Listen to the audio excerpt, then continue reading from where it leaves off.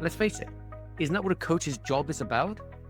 To talk about things that people don't really want to talk about. Because if you don't want to talk about it, that tells you there's a wound there that needs healing.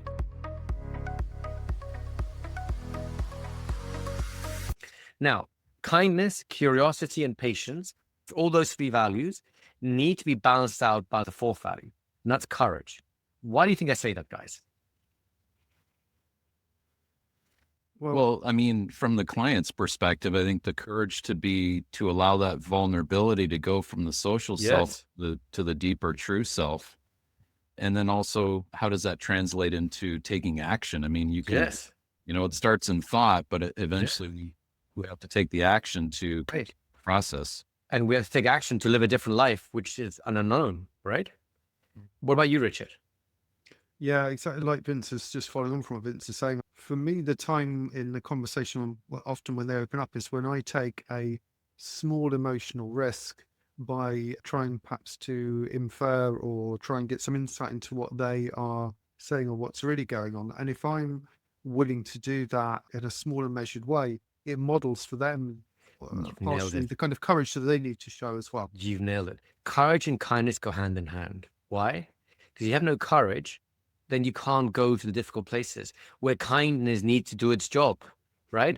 It's like trying to paint. Let's say you have a room that's locked, right? And you're trying to paint it from the outside. How are you going to do that? You've got to get in the room to paint it, right? Courage is willing to open the door, look at the mess and go, oh my God, it's such a mess. Let's paint it, right? So for kindness to do its job, you need to have the courage to actually point it in the right place. And you as a coach need to have courage. Why? You do certain things, you have to have the courage to not avoid certain topics, right? You both have been there because you both help people through difficult times, different, styles of therapy, if you will, or coaching. There's temptation when the client gets very vulnerable, something they really want to protect, and especially when they start getting the defense mechanisms come out with anger or harshness or judgment, or they flip the script on you and start attacking you in some ways, right? And you start backing off and go, oh, wait a second, I don't want to deal with this, right? That's exactly what you need to deal with, because the way you back off is the way they back off. And if both you back off, then there's nothing going to be done about this. You have to have the courage to show them that it's okay to talk about this. Not only is it okay to talk about anything, no matter how dark it might seem, but it's helpful to talk about these things. And let's face it, isn't that what a coach's job is about? To talk about things that people don't really want to talk about. Because if you don't want to talk about it, that tells you there's a wound there that needs healing, right? Yeah. And you've got to get the courage. I'll give you an example of this. Many years ago, we had a cat that's an outdoor cat. I had a flea collar. And as you can imagine, at some point, her paw got stuck in the flea collar. She's an outdoor cat we didn't see her for days, which was not always unusual. And one day, it was like a beautiful summer's day. I hear her kind of mewing in the flower bed. I go in, I'm a teenager at this time, and I find her, right? She's got her arm stuck in the collar. It's cut all the way up to the bone. So it's a huge wound all the way up to the bone. It's already festering. So she's on her way out, right? Luckily, we saved her just to kind of get the drama out of the way early on. But what did we have to do to save her? First, I had to get her out of the flower bed. She did not like that because any jolt hurts her, right?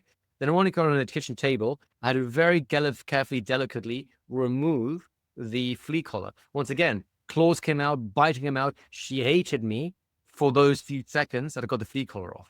Once that was done, we rushed her to the vet to get her, she had to get sewn up, to have stitches, antibiotics, the works, right?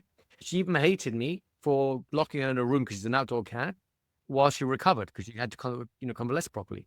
So at every step of the way, I was attacked. I was hated. I was punished by the cat. But ultimately, she healed because of that. So we need the courage to stand up in the face of our clients and reacting to us until they can respond to us. Reacting is like the cat was doing with no understanding. It's just pain and I'm reacting, right? Once it started the healing process, you could start responding again. It's like, the client, unlike a cat, will start to realize that you are helping it, right? Will start accepting, in the cat's case, nurture now in the form of pets and, nice talk and food and stuff like that. And eventually, was right ready again, could go back outside and live its life happily again, right? So courage allows us to go to the places where they don't want to go, but they need to go. Does that make sense, guys? Yeah. Go ahead. I'm thinking of the kindness and the patience and the courage as medicines, if you will, that help to kind of smooth things over and open that door to greater learning and vulnerability. Because curiosity without courage has limit, right? Kindness without courage is enablement. A patience without courage is procrastination. Nothing ever happened, right? So if you only have patience but no courage, then they may as well stay the same forever. If you have curiosity but no courage, there'll be a whole bunch of things you'll never talk about, so they never get to resolve that. If you have kindness without courage, you'll essentially just be a weak-willed enabler that feeds the drug user more drugs until they destroy themselves, who never has the courage to try and take the next step beyond that. Make sense? Of course, we're using drug use here, metaphorically speaking. I'm not saying that we'll be doing life coaching for drug use. The metaphor that matters to me here. Do you get the idea, guys? Why courage is so important, both as for you to project as a therapist, to go to places they need to go, and for them to go as a client, to be able to accept themselves in the places that they can't accept, to go to the places they're afraid to go, because that's where the power is all tied up, right? That's where the true self has been tied up in knots, and then we can start slowly unpicking those knots, so the true self is free to act again. And when the true self can act with courage, my goodness, amazing things are possible. This is why we get a lump in the throat whenever we see an act of courage, either from an animal kingdom or from a child or from a fellow human being.